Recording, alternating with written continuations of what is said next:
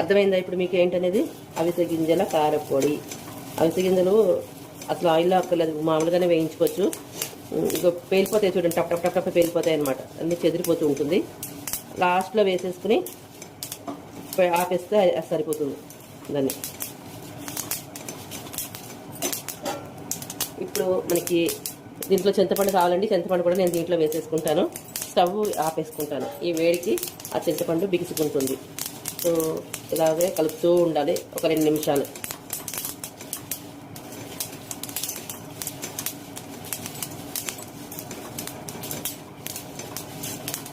ఇది నేను తీసేసుకుని ఈ ప్లేట్లో వేసుకుంటా. బాగా చల్లగా అయిన తర్వాత ఏం చేయాలి? మిక్సీలో పౌడర్ చేసుకోవాలి. మిక్సీ జార్లో వేసి బాగా చల్లగా అయిన తర్వాత ఇంకా దీంట్లో ఏమి యాడ్ చేయాలనేది చూపిస్తా.